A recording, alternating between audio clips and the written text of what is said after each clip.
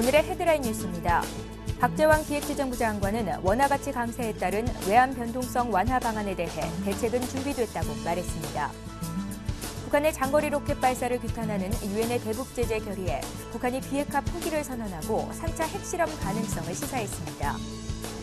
금융감독원이 대통령직 인수위원회에 하우스푸어 대책을 보고했습니다.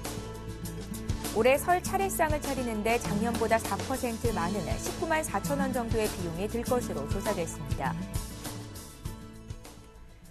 시청자 여러분 안녕하십니까? 생경제 현장의 최은정입니다. 코스피 지수가 하루 만에 약세로 전환했는데요. 자세한 마감 시황 서울경제신문 한동훈 기자 연결해 듣겠습니다. 한 기자 안녕하세요. 네, 안녕하세요. 예, 오늘 마감 시황부터 자세히 봐주십시오. 네, 코스피 지수가 프로그램 매도로 인해 하루 만에 약세로 돌아섰습니다. 23일 코스피 지수는 전날보다 16.11포인트 하락한 1980.41에 장을 마쳤습니다. 개인이 이날 1195억 원치를 순매수했지만 외국인과 기관이 각각 43억 원, 987억 원치를 순매도하며 지수를 끌어내렸습니다. 프로그램 매매는 1910억 원 매도 우위를 보였는데요. 프로그램 비차익 거래에서 1100억 원 이상 순매도가 나오며 지수가 하락했습니다. 이날 미국 뉴욕 증시에서 주요 기업들의 실적이 양호하게 나온 데다 일본의 엔화 약세도 주춤할 것이라는 긍정적 전망이 제기됐지만 프로그램 매도세가 커지며 지수가 약세를 보였는데요. 투신권에서 800원 넘는 순매도가 나오며 지수 하락을 부추겼습니다. 업종별로는 의약품, 비금속 광물, 운송 장비 등이 상승했지만 건설, 음식료품, 증권, 유통업, 화학, 통신업 등이 하락했습니다.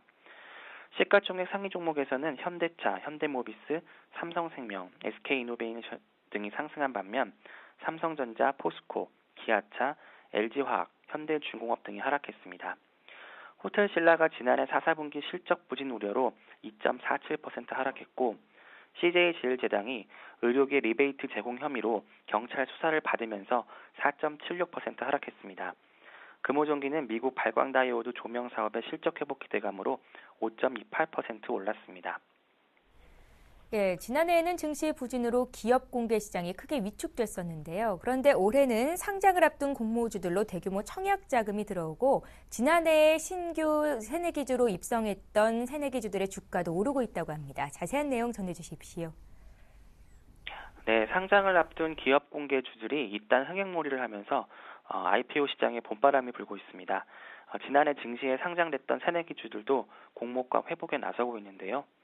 이날 유가증권 시장에서 CJ헬로비전은 전날보다 1.01% 오른 14,950원의 거래를 마치면서 3거래일 연속 상승했습니다. CJ헬로비전은 최근 적극적인 인수합병으로 덩치가 커질 것이란 기대감에 오름폭을 키우면서 공모가였던 16,000원 회복을 위해 전진하고 있는데요. 이 밖에 맥스로텍도 이날 6,460억 원의 거래를 마치며 공모가 7,000원에 가까이 올라섰고 우양HC도 이날 소폭 하락했지만 이번 주 급등세를 보이면서 공모가 5,500원에 바짝 다가서고 있습니다. 이처럼 지난해 IPO주들의 주가가 오르고 있는 것은 최근 상장을 앞둔 공모주들이 흥행몰이에 성공하면서 IPO 시장의 긍정적 분위기가 조성되고 있기 때문입니다. 어제 아이센스의 공모주 청약을 마감한 결과 일반 투자자 배정 18만 주에 1억 2,861만 주가 청약되면서 714대 1의 경쟁률을 기록했습니다. 이날 청약 증거금만 1조 2,218억 원이 몰렸는데요.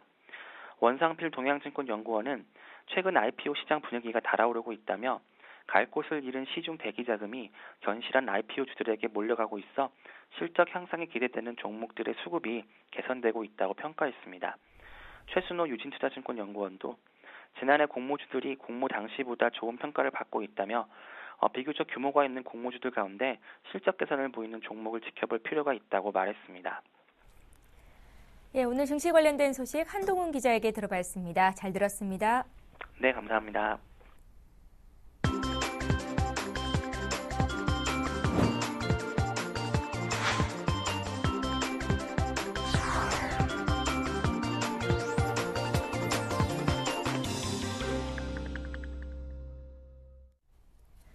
오늘의 주요 뉴스입니다. 박재원 기획재정부 장관은 원화 가치 강세에 따른 외환 변동성 완화 방안에 대해 대책은 준비됐지만 발표 시점은 말하기 어렵다고 밝혔습니다. 박 장관은 23일 경총 포럼에서 환율 하락 속도가 가팔라 경제 주체들에 적응할 시간을 줘야 한다며 변동성을 줄이기 위한 노력을 계속하겠다고 말했습니다. 박 장관은 선진국 양적 완화에 대해 대책을 강구하고 다음 달 중순 모스크바에서 열리는 G20 재무장관 회의에서 대책을 촉구하겠다고 강조했습니다. 이어 새 정부의 경제 정책 방향에 대해 공격적 정책을 주문하며 경기 부양책이 필요하다는 것을 시사했습니다. 북한의 장거리 로켓 발사를 규탄하는 유엔의 대북 제재 결의에 북한이 비핵화 포기를 선언하고 3차 핵실험 가능성을 시사했습니다. 유엔 안전보장이사회는 한국 시간으로 오늘 새벽 북한에 대한 제재를 확대 강화하는 내용의 결의를 만장일치로 채택했습니다. 안보리는 북한이 지난 2006년과 2009년 결의를 위반하고 미사일을 발사한 사실을 규탄하면서 추가 발사나 핵실험이 있다면 중대한 조치를 취할 것이라고 경고했습니다. 이 같은 안보리 결의 채택 직후 북한은 외무성 성명을 통해 조선반도 비핵화를 논의하는 대화는 없을 것이라고 맞대응했습니다. 또 북한은 미국의 제재 압박 책동에 대처해 핵 억제력을 포함한 자위적인 군사력을 확대 강화하는 대응 조치들을 취하게 될 것이라고 밝혀 제3차 핵실험 가능성을 시사했습니다. 금융감독원이 대통령직 인수위원회에 하우스푸어 대책을 보고했습니다. 인수위에 따르면 지난 주말 금감원은 박 당선인이 하우스푸어 공약으로 내놓은 보유주택 지분 매각 제도의 실효성을 높이기 위한 세부 대책을 인수위에 보고했습니다. 금감원은 우선 금융권이 공동으로 기금을 조성해 하우스푸어가 지분을 매각한 주택 가격이 하락할 때 이를 보전할 수 있는 완충 장치를 두기로 했습니다. 금융회사가 그동안 누려온 주택담보대출 이자 소득과 금융시스템 안정화에 따른 비용을 치러야 한다는 게 금감원의 입장입니다. 한편 도덕적 해이를 방지하기 위해 하우스푸어는 지분을 20에서 30% 싸게 내놓는 방안이 추진됩니다. 또 지분을 매각하는 하우스푸어는 주택 시세의 50% 미만이나 주택담보대출 원리금 가운데 적은 금액이 매각 한도로 주어질 전망입니다. 올해 설 차례상을 차리는데 작년보다 4% 많은 19만 4천 원 정도의 비용이 들 것으로 조사됐습니다. 사단법인 한국물가협회는 설을 20여일 앞두고 서울 등 6대 도시의 전통시장 8곳에서 과일, 나물 등 차례상 재료 29개 품목 가격을 조사한 결과 4인 가족 기준으로 설 차례상 비용이 19만 4,950원이 들 것으로 나타났다고 밝혔습니다.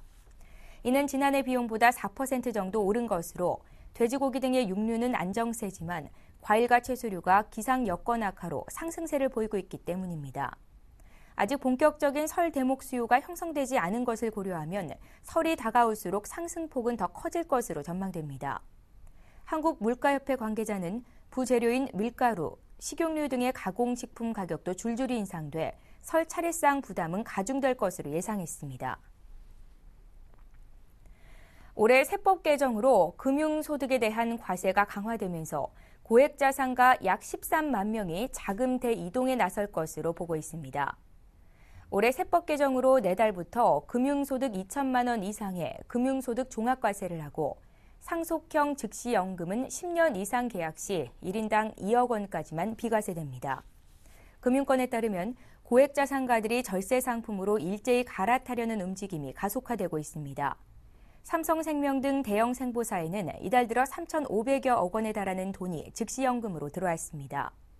또 10년 이상 유지하면 비과세 혜택을 받을 수 있는 장기 저축성 보험에도 고액자산가들의 눈이 돌리고 있는 것으로 나타났습니다.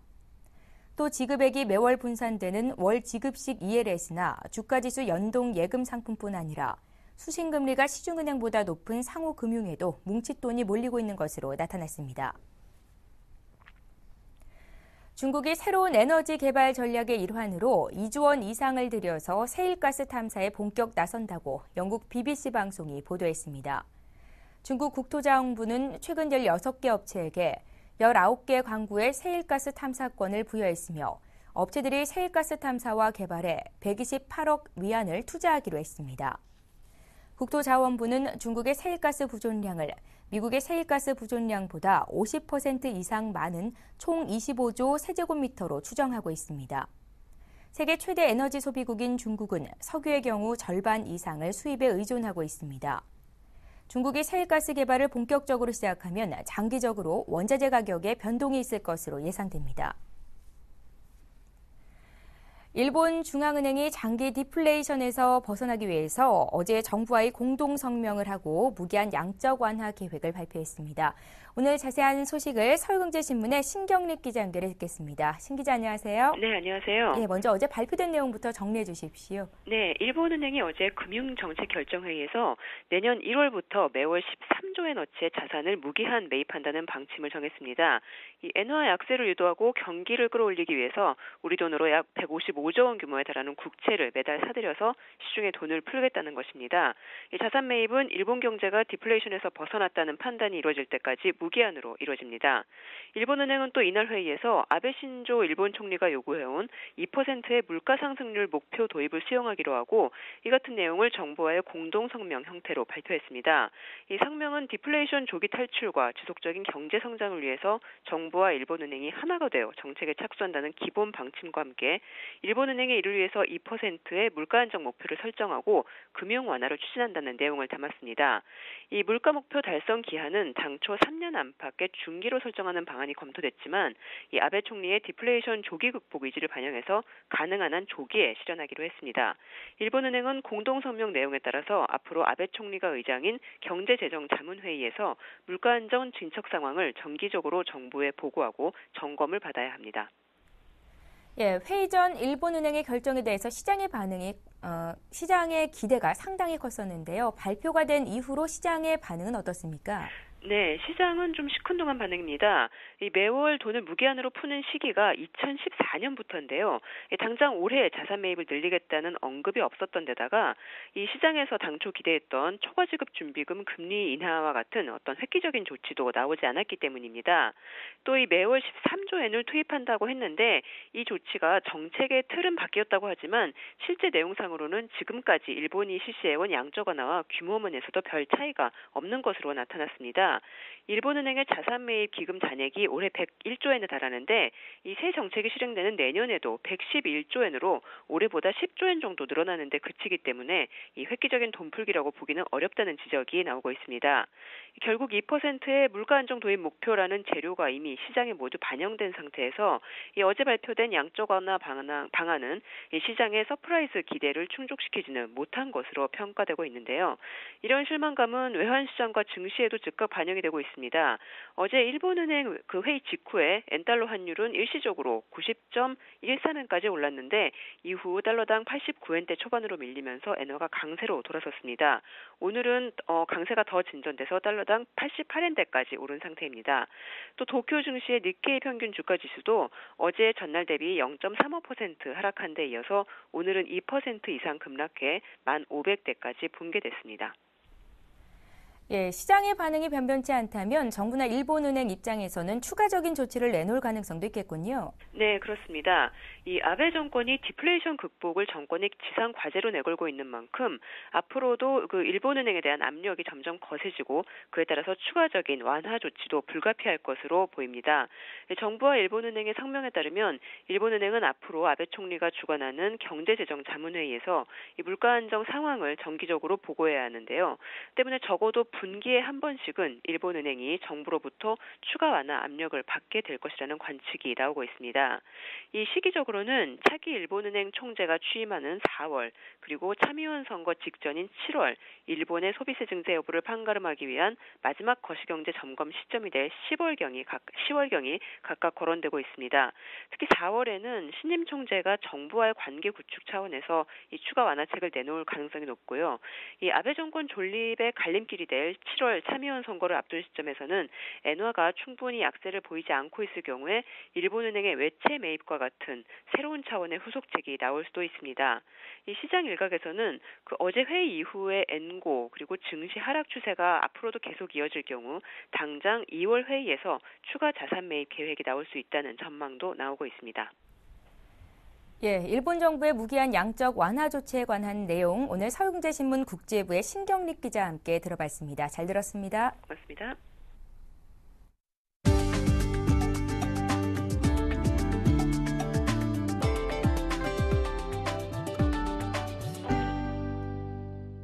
가수 싸이의 강남스타일 뮤직비디오가 유튜브에서만 85억 원 이상을 벌어들인 것으로 집계됐습니다. 구글의 최고 사업 책임자 니케시아로라는 현지 시간으로 22일 강남스타일이 유튜브 광고 수입만으로 800만 달러 이상을 벌어들인 것으로 집계됐다고 밝혔습니다. 유튜브는 광고 수익을 동영상 제작자에게 배분하고 있어 싸이는 강남스타일 다운로드와 광고 수익 등으로만 수십억 원을 벌어들인 것으로 추정됩니다.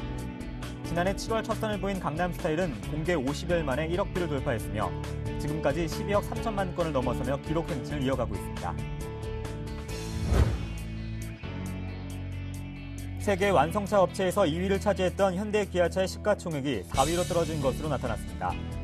금융투자업계에 따르면 현대차와 기아차의 시총은 20일 기준으로 각각 445억 달러와 207억 달러로 총 653억 달러로 집계됐습니다. 이는 도요타와 폭스바겐, 혼다에 이어 세계 주요 완성차 업체 중 4위에 해당합니다. 현대 기아차는 세계 시장에서 급속도로 성장하며 작년 5월에는 폭스바겐을 제치고 시총 2위에 오르기도 했습니다. 그러나 미국 시장 연비 사태와 환율 악재가 겹치며 시가총액이 2개월 만에 26억 달러 감소했습니다. 블룸버그가 집계한 두 회사의 올해 영업이익 전망치는 모두 114억 달러로 오히려 작년보다 1.5% 줄어든 것으로 예상하고 있습니다. 한류 열풍과 주 5일제 수업제의 전면 시행에 힘입어 지난해 한국 여객이 역대 최다를 기록했습니다. 국토해양부는 2012년 한국 여객이 6,930만 명으로 사상 최대를 기록했다고 밝혔습니다. 이는 전년도보다 8.2% 늘어난 것으로 3년 연속 증가세입니다. 국제선 여객이 4,770만 명으로 전년보다 11.9% 늘었으며 국내선 여객이 2,160만 명으로 3% 증가했습니다. 반면 항공화물은 세계 경기 침체와 IT 제품의 해외 생산 확대 등의 영향으로 전년보다 0.9% 감소한 321만 톤을 기록했습니다. 국토부는 올해 국제선 여객이 12% 증가하며 5천만 명을 달성할 것으로 전망하고 있습니다. 작년에 국내 전기전자 업체를 비롯한 국내 기업들이 특허권 등의 사용료로 외국에 지급한 금액이 약 10조 원에 달하는 것으로 나타났습니다. 한국은행에 따르면 작년 1월부터 11월 국제수지 가운데 지적재산권 등 사용료 지급액은 76억 9천만 달러로 12월 지급액까지 합치면 약 9조 6천억 원에 달할 것으로 전망됩니다. 이처럼 만년 적자를 보인 것은 IT 수출 품목이 외국 상표나 특허를 사용한 경우가 많아 수출이 늘어날수록 로열티도 증가하기 때문입니다.